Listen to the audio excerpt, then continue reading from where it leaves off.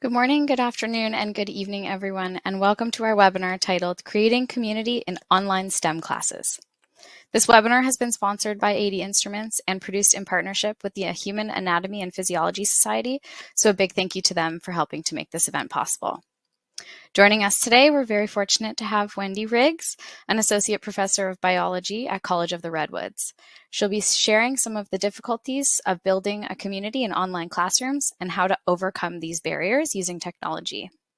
Excellent. Well, I want to start by thanking Sarah for coordinating this. I want to thank ADI and Greg for making this happen. It's super timely conversation. We hopped into this webinar early to make sure everything was working and had quite a long discussion about the challenges of creating community remotely. So we know y'all are probably dealing with this right now, and appreciate your time to be here at this session. So it isn't an easy time, and after 2 years of dealing with COVID-19 pandemic, I think we all are tired and ready for some solutions for community online. Before we begin, I'm just going to read a land acknowledgement from where I am right now. I think it's important that we acknowledge where we are, so I'm just going to read this to you. I'm delivering this webinar from my home, which sits on Wiyot land in Eureka, California, on the shores of Humboldt Bay. Eureka sits on land known in the Wiyot language as Jaro-Gigi, where you sit and rest. This land is next to Humboldt Bay, known as Wigi, after a story about how the bay became a saltwater bay. This is the traditional homeland of the Wiyot peoples of the Wiyot tribe, Blue Lake Rancheria, and Blue River Rancheria. Despite actions sanctioned by the local, state, and federal governments designed specifically to remove the Wiyot and other indigenous peoples from this land and destroy their cultural practices, Wiyot people remain on these lands and practice ceremonies central to the maintenance of their traditions, culture, and landscape. They continue to shape the history and knowledge of this place, and they are actively working to restore the land stolen from them. Please educate yourselves about the humans whose lands on which you live and the cultural heritage of the people who have been forcibly removed. One of the things that I think is important when doing a land acknowledgement, I think it's important to couple the acknowledgement with action. And if you click on that, the links in the slide are actually live, and you can click on the Educate Yourself link, and it will take you to a resource run by Native humans who show you, it's a map where you can find your land and see who is there before you. And you can actually donate to them, and that is the action that I took today to go with this land acknowledgement. Okay, let's talk about community. During this webinar, I definitely encourage y'all to chime in. This platform is a little less community-ish because I can't see your faces or even your little boxes and your pictures, but the chat is active, so we encourage you to hang out in there. And if you have questions, throw those into the Ask a Question scene. And then in the past, we've done some Twitter conversations around these webinars as well. The purpose of our webinar is to talk about why community is important and whether or not it can be done online. And then I think you know the answer, you know my answer to that question. And so I have a pile of solutions for how we actually do this. So we have a poll question to start us off. Now, I think I opened up the poll for everybody to take. And I want to know if you think that community is related to learning. Look, it does, it's working. So this is a Riggs style poll, which means that your Likert scale has Riggsified language in it. And Sarah, maybe you can let me know if it feels like folks are done with that. Yeah, it looks like we have answers from everyone. Okay, well, it looks like we're definitely going to have a lot in common because most of us are seeing that, community is important in learning. And this is probably the foundation of today's conversation, that community tends to be a little more intuitively created in the face-to-face scene, when we can see each other's faces, when we can see the squinty eyes versus the smiling eyes and the excitement, and we can mirror that back to the people we're sharing space with. But the fact is that it's really important, and there's a big movement to humanize our online learning spaces for this exact reason. I have a really interesting article to share with you. This is in the resources. And this article, this study that this guy did, this group of humans did, you can check it out. Basically, they did an intervention where they made similarities, connections, visible to instructors and students, and compared academic outcomes to the students and the instructors who didn't have those connecting interventions. And this is evidence of the fact that, community actually does improve learning. And when you think about, I'm sure you have experiences in the past with being locked out of community or feeling like you don't belong somewhere, and what you have in you to give to be in a space where you don't feel like you belong. So this is definitely a worthwhile use of our time. I do have another poll question for you, and I'm curious if you have been part of a fully online community that you would consider meaningful. And of course, I have a million examples. And one of the things that we can do here while you are responding to this poll about whether or not you've been part of a meaningful online community, you can throw in the chat, like, what were the qualities of the community, the online scene where you felt connected to folks? Looks like that's about good, Sarah. Am I right? Yep, you're good.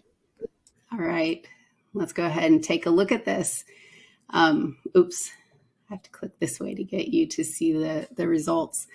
So super interesting. We have, I would look at this and be like, okay, maybe half and half, where there is a pile of folks who say, yeah, I've definitely been part of a meaningful community.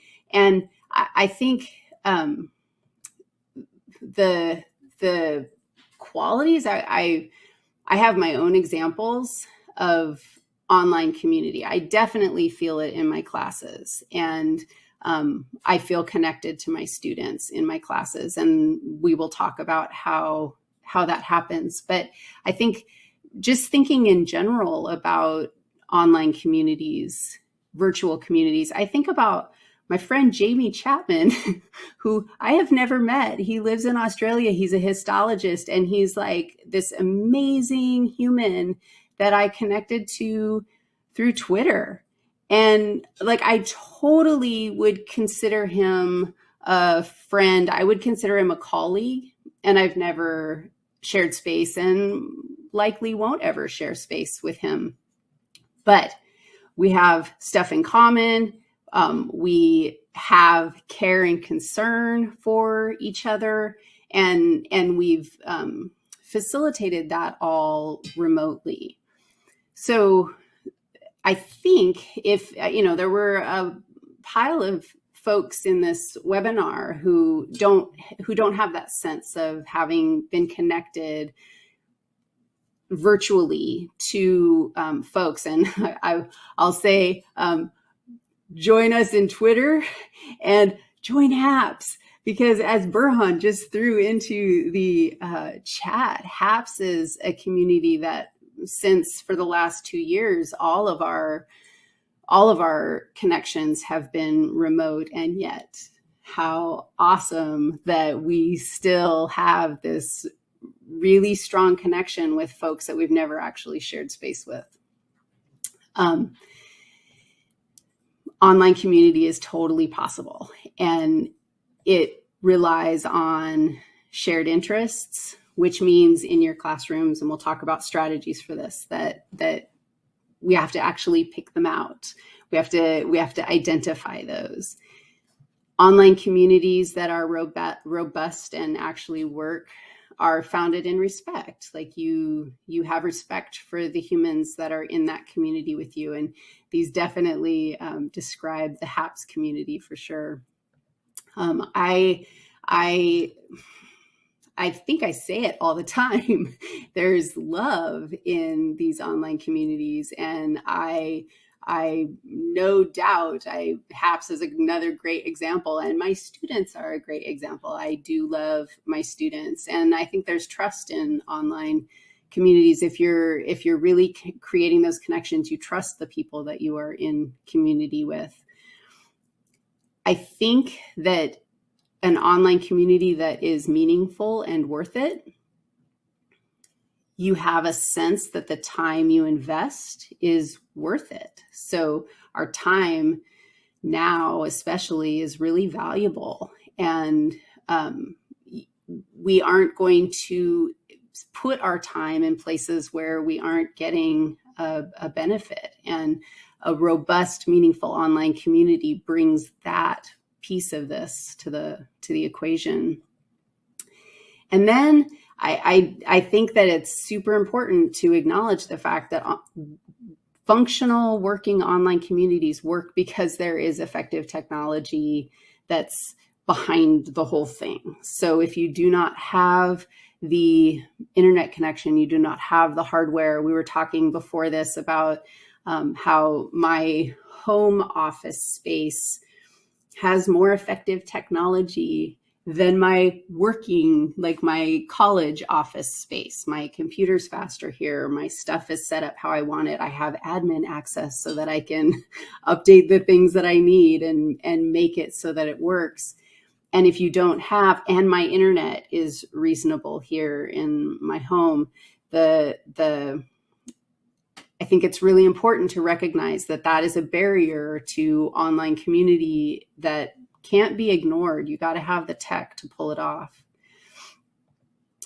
It just has to be intentional. And so for me, creating that community, if we move ourselves back into the teaching realm, as a teacher, creating that community, spending the time to create community in my classroom is just as important as delivering content, because if I don't create the community first, the content delivery is actually less likely to work. So I think that this one, before we go any further, before we start talking about strategies, because first of all, it matters. Second of all, it's possible. And now we need to talk about strategies for creating community online. And it's especially when we're talking about our classes, it's critical that we acknowledge and have a little conversation about boundaries. If you do not establish your healthy boundaries around the time that you're going to invest in creating community in your classroom, if boundaries aren't part of your process, it's very easy for the task of creating community in online classes to feel overwhelming and not doable. Like it, and then what happens when we don't have clearly established boundaries? The next move is that we actually feel invaded by this need for community. We feel invaded by our students, and then we push back, and then we have not had good community. It becomes much harder to establish. So I'm curious in the chat if folks, how do you say this? That do you feel comfortable with your boundaries? Do you feel comfortable that you have clear boundaries around those online communities that you've been part of, and clear boundaries around your students? That's a key component of this. I'm going to let us sit with that. I think that often as educators, and especially as post-COVID educators, the conversation about boundaries is often really muddy. And it's because we have responded in emergency mode to support our students, to support each other. And often when you're in emergency response mode, you set down your boundaries. So having thoughts about or clearly defining your own edges is really important when we move into these next chunks. It's these ideas, these strategies that we're going to talk about. So creating community requires that we invite the students into our classrooms. We can't force it. And I know this because I've tried. So I've definitely done okay, office hours are required. I'm gonna force y'all to connect with me and we will form community, and I'm forcing you with your grade. I just want to, that's another whole conversation to talk about grades, and I'm doing a lot of thinking about grades, but meaningful, authentic community can't be forced. You have to invite. And so that's not a intuitive thing for a lot of us, because our education system, like, it's built on forcing us to, you do the things that you're forced to do. And then you hope that learning happens on the other side of that. So all of this is about inviting the students in to co-create a meaningful learning community. So we have to look at how we do this. And the first and most important piece, I think, is that you have to trust your students. And if you haven't thought about that, if you haven't, like, that's a really interesting thing to interrogate in yourself. Do you actually trust your students? And do you trust that, have you seen all the send me a death certificate if your grandmother really died, because I don't believe you? And we're not going to be able to form meaningful community with our students if we don't start by trusting them. I don't think that's easy. And I think it's a huge transition in how we look at our students and look at our jobs as educators. But if you try trusting them and listening to them, it's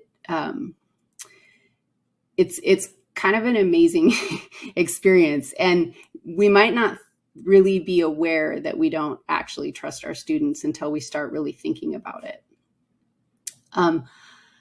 Creating community, you trust them. And then for me, you imagine them.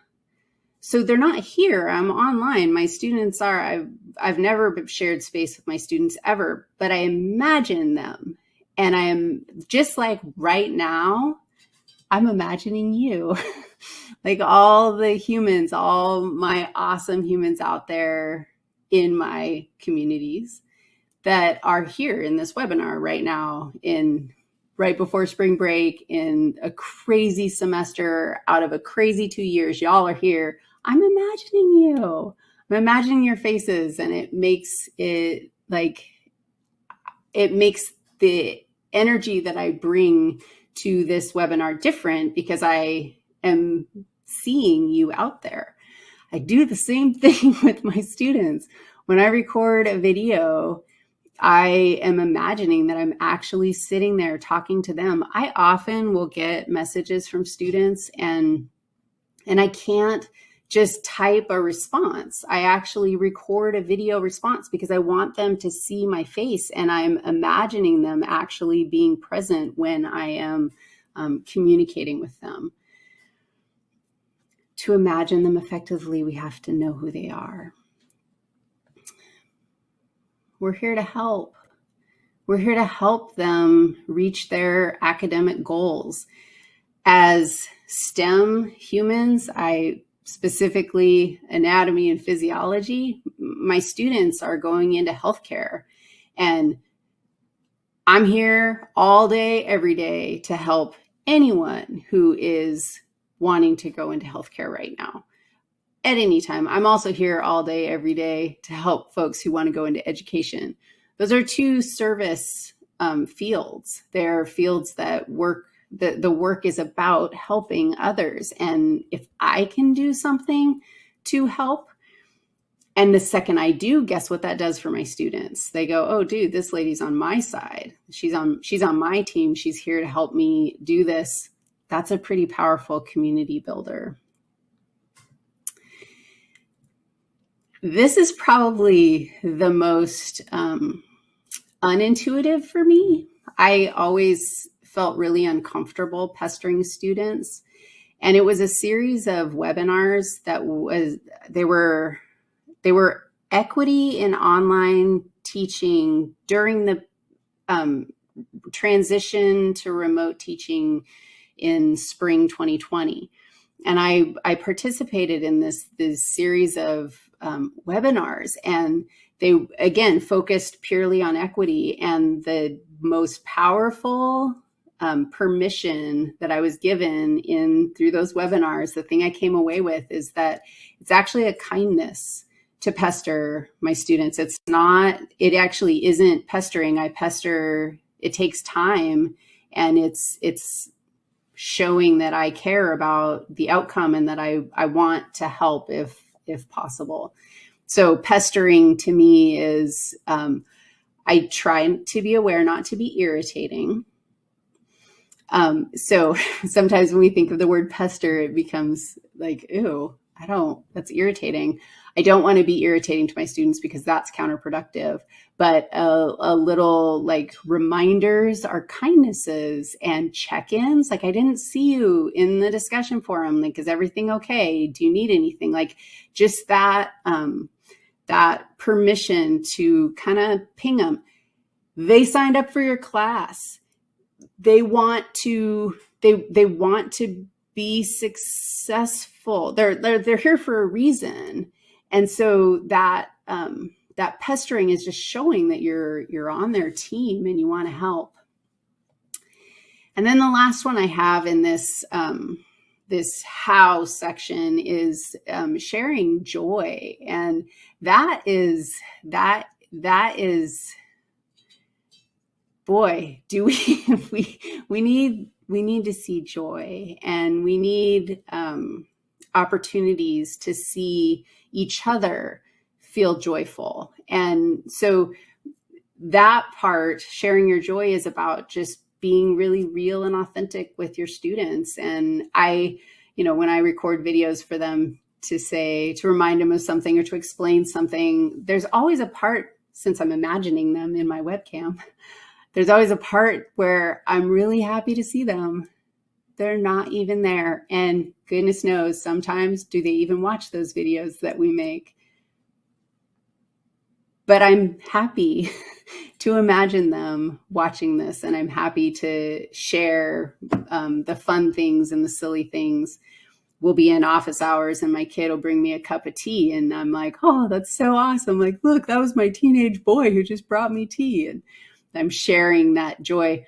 I had a office hour study session, I think it was 2 days ago. And one of my students was making dinner and it was so awesome. She was like doing all this prep work. She had her video on, which is also like super cute. She has her video on and she's listening and engaging, but she's doing her dishes and getting dinner ready. And it's like, dude, how do you make dinner every night? I need some recipes. Send me some recipes. I'm terrible at making food for my kids. And they'd be so happy if I actually made them dinner. And so it was like this really sweet, like cute, like it made me really happy to see her making dinner for her family. And I was proud of that. And I shared that with her. And the last one, it just stems right from it. Love them. And that is another place, like sometimes we get uncomfortable talking about loving our students or being authentic with them. But man, if we've now of all times, now is a time to show up and love each other. Because even just those little pieces, those little connections, the little heart that you give them, the little rah-rah, the I see you and I appreciate you, those little pieces mean a lot.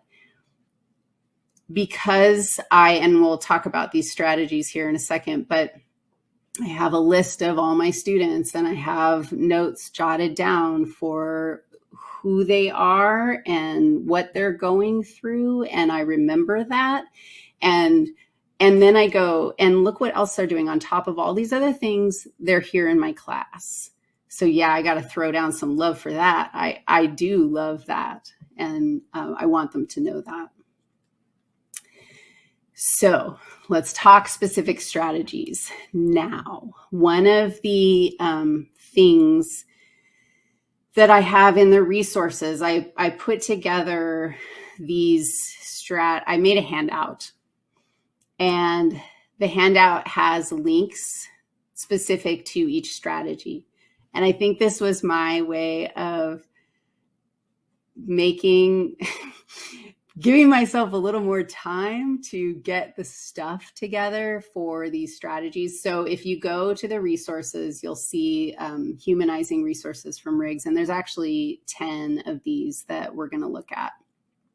And the link, the document in the resources has links to tools and stuff that you can find there. So the goal is to provide you with some stuff that you can implement as soon as you want. Now, in addition to this, say the word and I'll send you anything you want. So if you see something and you want more information, just shoot me an email or a message or whatever, and I will share anything with you. I download my class and give it to you straight up if you would like. So the first strategy I have, okay, I'm going to say one more thing. One more additional disclaimer is that the strategies that I have here, they all sort of go together and they're not sorted in order. So if I had this to do again, I quite possibly put them in a different order. So these are not sorted by importance or value. But this first one is getting to know you quiz. And I'm framing this as online classes. So this is something that you can do to create community with your students in your online class.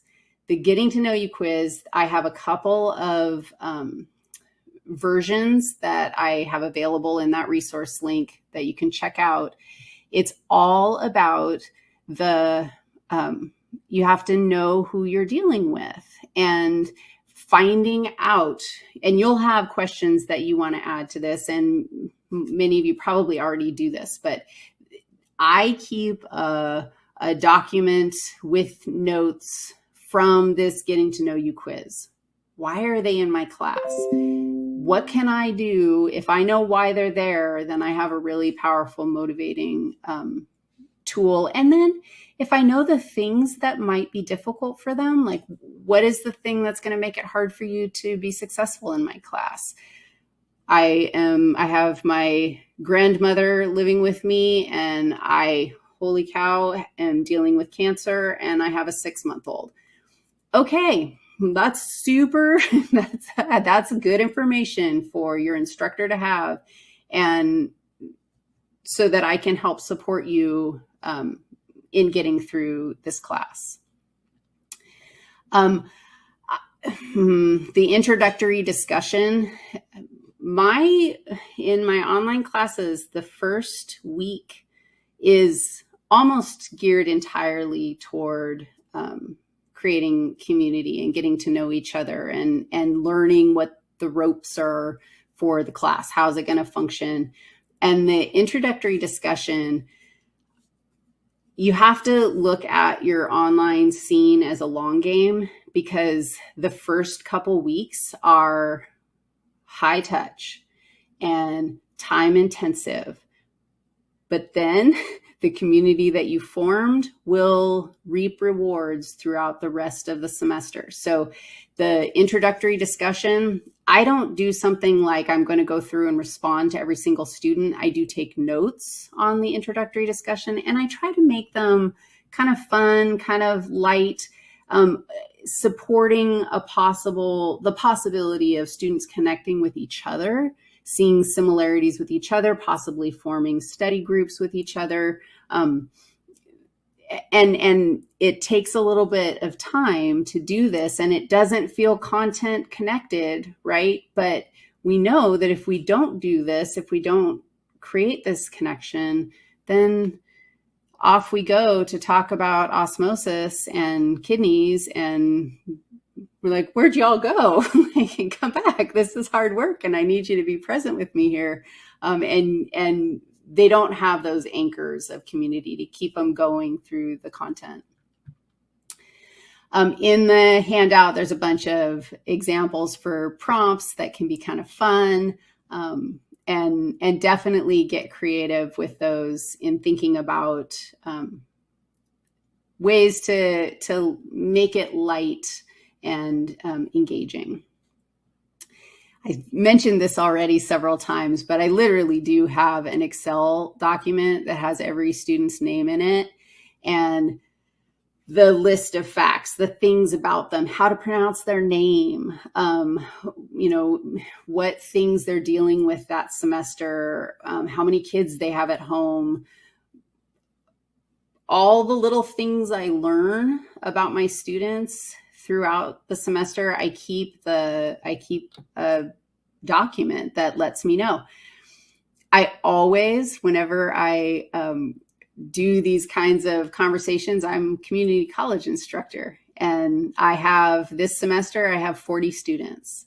And so having my little Excel document with my 40 students' names on there, I keep track of my 40 students. And every single time I think about Ann Redant from Wisconsin, and I think, how would she do this with her like 400 students in her class?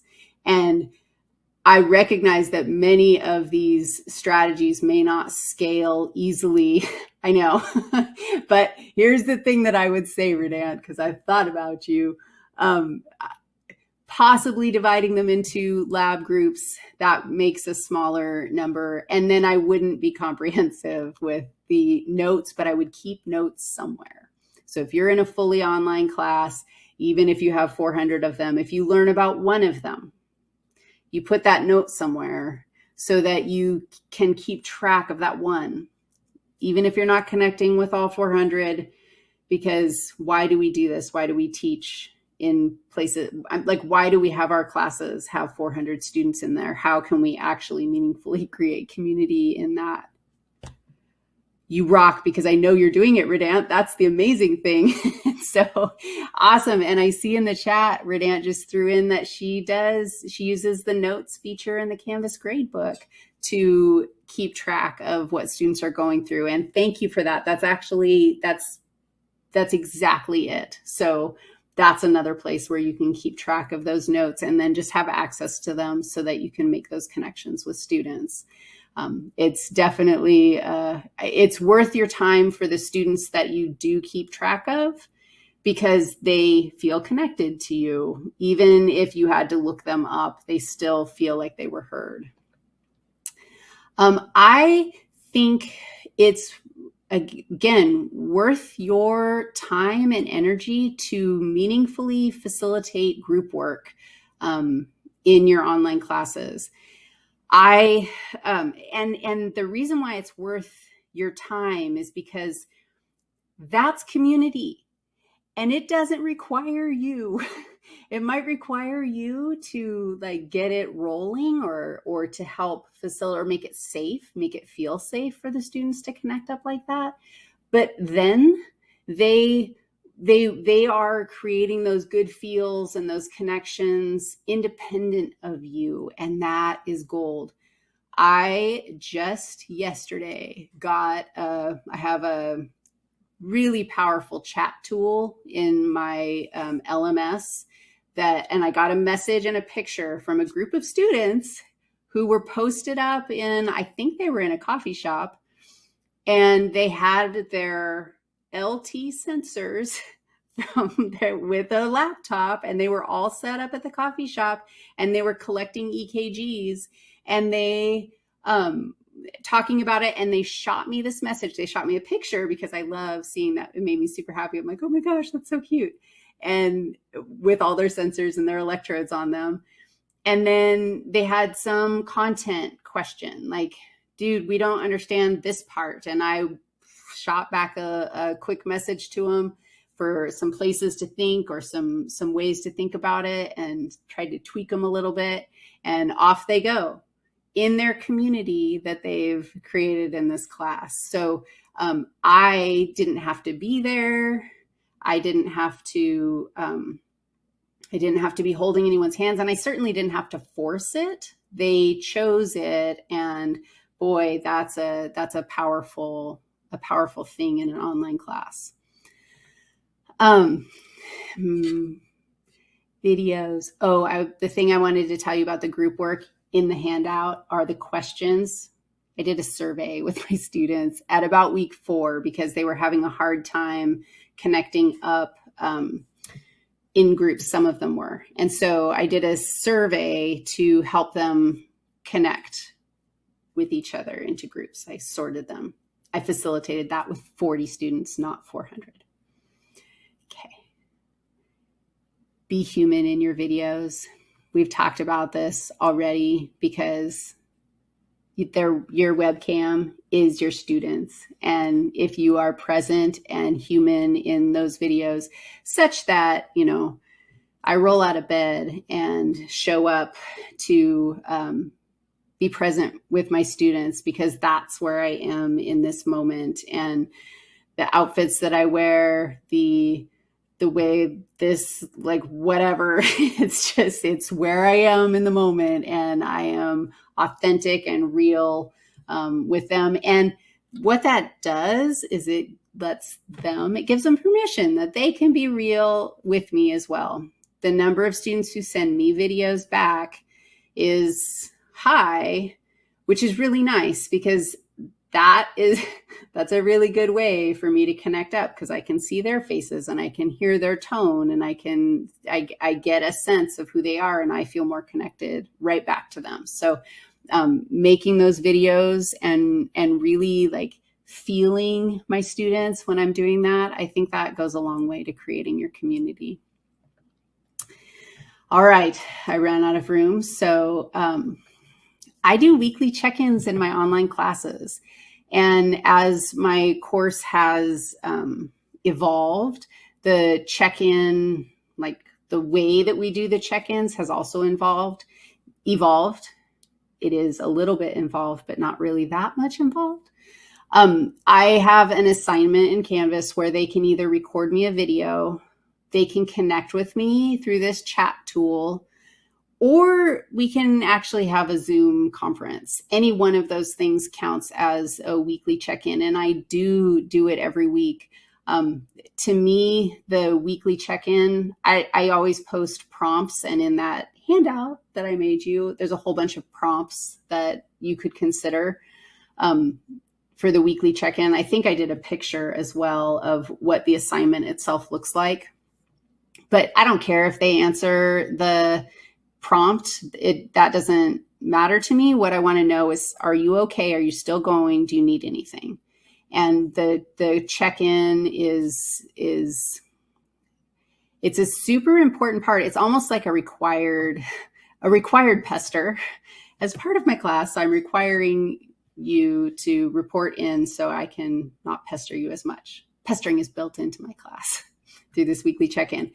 It's gold. It is probably one of the most important aspects of me feeling connected to my students, which again, if I'm not connected, then it's harder for me to do the work. And boy, online classes I do think are harder to teach than face-to-face classes. I would love to know if anybody disagrees with that. And then I want to know your tricks. But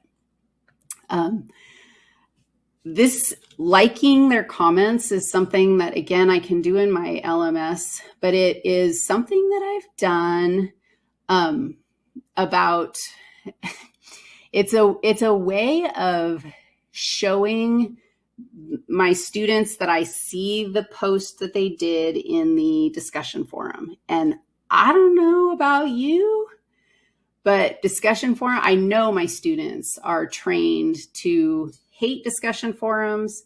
And when they hate discussion forums, so do I. They're like these giant hoops that we have to jump through. It's like super, super frustrating. 3 required posts, this many words, respond to your class. Like it just, and maybe for other disciplines, that's a really valuable thing. But for me, they're hard to read. I just get tired of reading I thought this lecture was really interesting, and the most interesting part was this. Like it just, I do not like it. So I try to mix up the discussion forum. That's another whole conversation. But one piece is that I make it so I'm the only one who can like stuff in content discussions. So then they got feedback directly from me. And it was me clicking a button that said, I like your comment. It makes it easier to connect up with my students, which that's our end game here. How can we scale this? Because I just saw a chat roll by that said online is way harder. I also saw a chat from my mother who is in the audience right now. Hey, Ma. Okay, anyway. I have some resources for a liquid syllabus. And a liquid syllabus is something I can't believe I haven't said her name yet, but Michelle Pacansky-Brock is the inspiration for humanizing online classes. And I included a paper by her, as well as I got links for you as well. And one of the things that she has researched and has resources to help you do is to create a liquid syllabus. And it's really interesting. If you check out the resources, there's actually a Canvas course that will help you develop. It's a free open Canvas course, and I included the link to it in that handout. And it shows you how to build a liquid syllabus, which is done. She does it, and it looks really lovely in Google Sites. My version of it is through just Google Docs, and I put my syllabus and my schedule online so that all I have to do is send my students a link. Yes, I have to have a PDF version for my institution along with the cover sheet, whatever. And so I just print it to PDF for my institution. But the value of the liquid syllabus is that students have access before class, and you can make it cozier. You can make it cute. You can make videos, and you can put pictures in it, and you can do things that invite students into your class, so that the first thing that they see from you is not this list of like, these are the rules and this is what's going to happen to you if you don't follow them. It's like, oh, we're really excited that you're here, and look at my face because I really am excited to see you here and be learning with me this semester. So yes, thank you, Burhan. That's another excellent point about the Liquid syllabus, is that it is mobile friendly. So no matter what device you're accessing the course on, you get the straight scoop in the syllabus, like wherever you are on whatever device. So I check that thing out. It's kind of interesting. I've implemented, thanks to, I wish I knew the person that I took this from. I bet I could do a search on Twitter. There was some Twitter human who shifted their due dates to Best By dates and eliminated late work entirely. When I talk about Best By dates, I've been doing this exclusively. I started, I don't know, in the middle of last semester, and then all this semester, just from the beginning, we've been doing Best By dates. And the idea is that instead of these hard deadlines that students must meet or ask for an extension, it just opens it up such that, dude, yes, it's best by this date because you're going to get faster feedback. You're going to be on the same track as your classmates. But if the doo-doo goes down, which there's been lots of doo-doo going down lately, you don't have to ask me for an extension. You don't have to send me a death certificate. Please don't. All you have to do is know that, yeah, you can turn it in late. I've heard so much about, like, what does that do to your workload? I get it. Like, and this is the place where we have to look at boundaries and be really clear about our boundaries. For me, when I go in and grade, I grade everything in a category.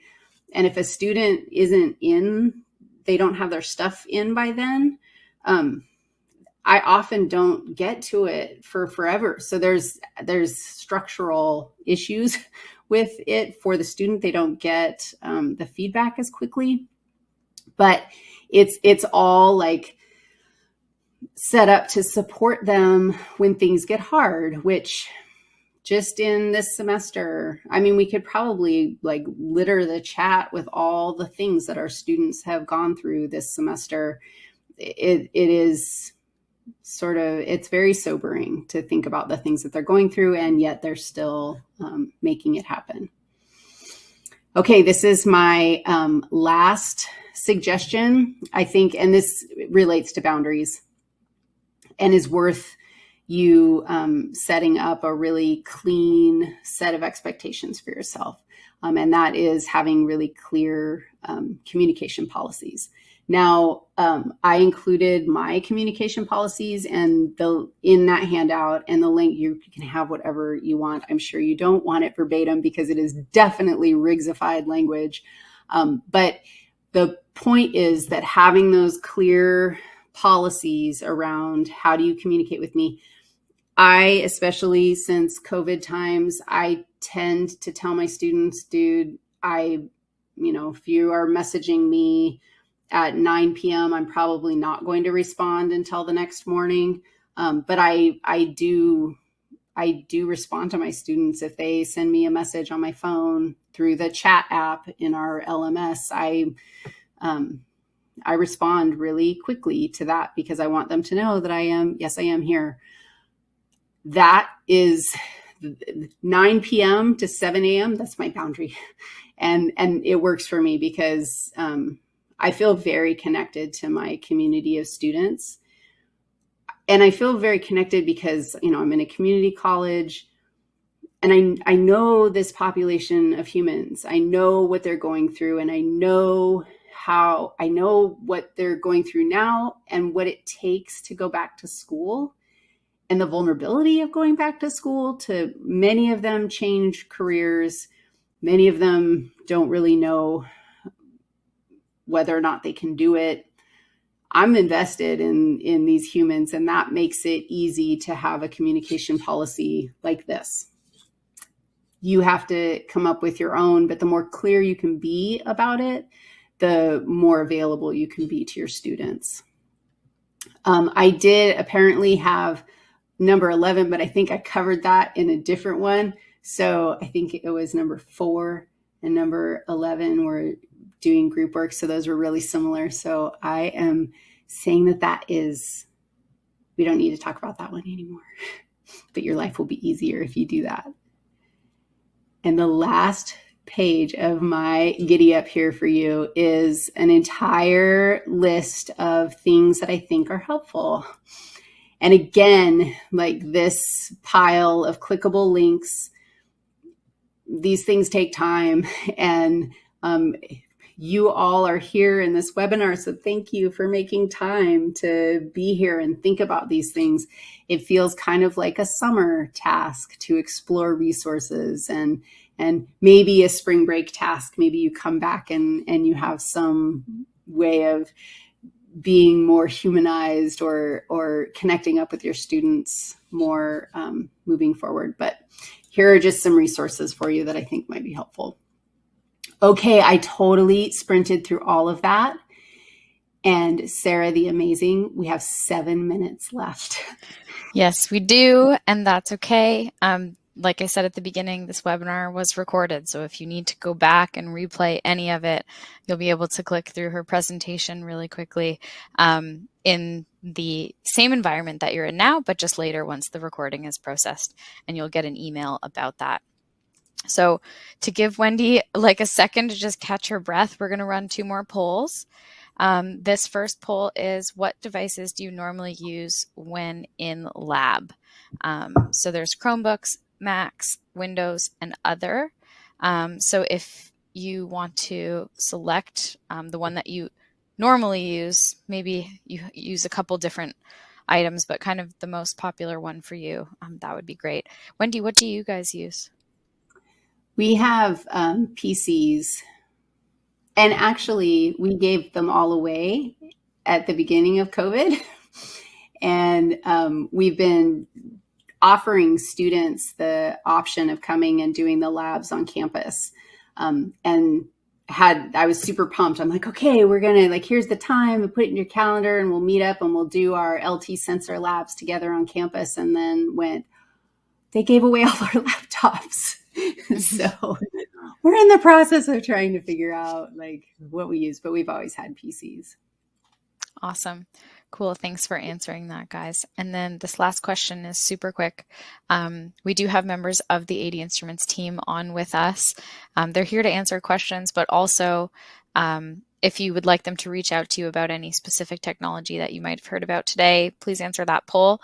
And then that way they know whether or not to pester you in a really nice way, though, just to get you more information about that tech. Okay, so we do have one question here from Candace. Candace has asked, what do you do to trust students when in the past you've had a number of experiences where they really did lie about something as serious as their grandmother dying? I know. And oh my gosh, this is so, okay, look at this. You had a lived experience of being lied to, and that is a wound. Dang it. And this is the conversation that I have with my 15-year-old all the time. Like, when you don't tell the truth, that impacts the relationships that you have with people. Here's the way I look at it. Those students lied. Those students manipulated you. You don't know what these students are doing. You don't know what is true for them. And I have gotten to this place where 100 times out of 100, I would rather trust the student for whom this actually is an issue, somebody actually died in their family. I would rather trust that student than risk not trusting them if it really happened. I would rather a student get away with lying to me than not trust the student that actually is experiencing that trauma. And the transition in my brain is, that's on them. They carry that hustle. They carry that lie with them when they did that to you. And they carry that lack of knowledge, that lack of like, what did they miss out on in your class because of it? That's the consequence for that student. It shouldn't be on you to hold that line at the risk of, this is me, at the risk of not believing the student for whom it actually is an issue. I think that that's it's a structural thing about teaching that I don't know how I've done it, but somehow I made this shift from like, no, I'm actually not a police officer, forcing the following of rules. I actually am here for learning. I want them, holy crud, my students are going out to become nurses, and I do not want them to not know their physio when they become nurses. So whatever I can do, and if they lie to me, I just have to, I can't spend all my precious energy trying to catch the lie and then not have the energy to support the student who needs that extra lift right now. Mm-hmm. I'll also comment too, I think the best by due dates is something that would probably eliminate the need to even lie in the first place, and that only would you bring up something that awful if you actually do need more than, the normal time just to get an assignment in late. So I think combining the trust with also giving them a way out so that they don't have to use a lie like that might be. Yep. That's a really good point. The other thing that I just want to say this because you made me think of it, Sarah. How many extensions have I asked for from you? Sarah has given me lots of deadlines for these webinars. Like, I have to have my slides done by a certain time. And Sarah has it. She doesn't tell me that it's a best by date. But when I do the, Sarah, I need an extension. Nobody died, but I just don't have it done yet. She has had grace and compassion, and I've been able to turn it in. Like, that's real life. Yep. And it's always okay. We always figure it out. It's not a big deal. But I just think, having that trust is something that they won't lie to you if they don't have to, so that what you said about the best by dates and offering those extensions, I think would help with that for sure. We're getting lots of chats, so it's hard for me to read them all, but I do have a question here from Mary. Mary has asked, how do you keep up with grading, providing feedback, and facilitating a presence in an online course for over 150 students in a 7-week course? Oh, Mary, first of all, we need to buy you a beer.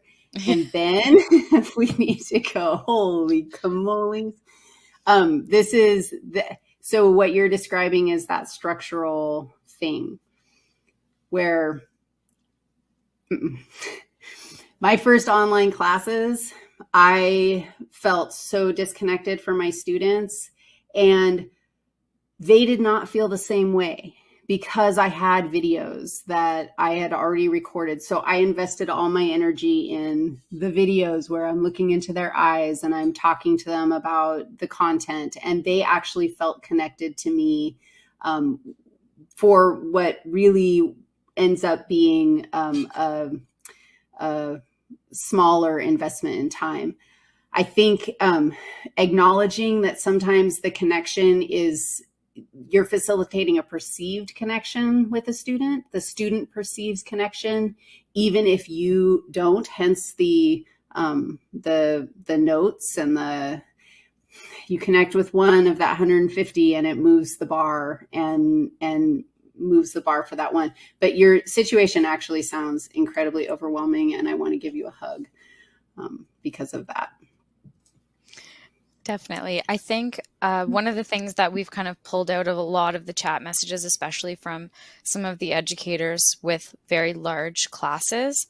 So I'll kind of summarize at least what I think what people are kind of getting at is um, what is your biggest recommendation for someone with huge classes to connect better with their students, or at least connect with the ones that want to connect? So that's awesome. And I just want to say really fast that I know that we're going over right now. And so if you want to bounce or you need to bounce, like by all means, go ahead. And I'm totally cool staying and answering more questions because I can talk about this all day. I think, and again, maybe this is just my bias, but I think the video connection is huge. I think you get a lot of bang for the video buck. I also think keeping notes on it's like collecting diamonds. You don't go, I'm a failure unless I collect all the diamonds. You go, oh my God, I got a diamond. This is amazing. And you get really excited. Keeping notes on your students, even if it's not comprehensive and you're keeping notes on all of them, the ones that you do have notes for, that forms connection. So that's valuable. So videos that show you happy and in person and connecting up with students, keeping notes of the ones so you remember the things that you want to connect with, and then really try to get them connected with each other. Really try and get them to do that community work. Though I would say you asked for one, but I gave you 3 so you can have a mix and match hodgepodge. But yeah, it's surprising to me the level of connection that people feel from a video. As you know, I'm a very expressive human, and I am effective at imagining you all out there and loving you through my webcam. But I think that goes a long way. Oh yeah. And thank you, Redant. Don't edit your videos. I remember hearing about somebody who edited out, he would make a sound. He would do his video and then he'd go or something to make a sound that marked the video on the place where he wanted to edit out the thing right before it or whatever. And I can't think that fast. And so if I edited my videos, I would never put anything together. So they would never exist if they got edited because I am too judgmental of my own self. So agree. I think that's Wendy. a good one. All right. Well, we are a little bit over, and I just want to respect everyone's time. So if you do have to run, I just want to launch this survey on your screen. Love to get your feedback. If you can't answer now, that's okay. Like I said, you'll be able to come back into this environment later today and experience everything other than live Wendy in the same way that you're experiencing it now.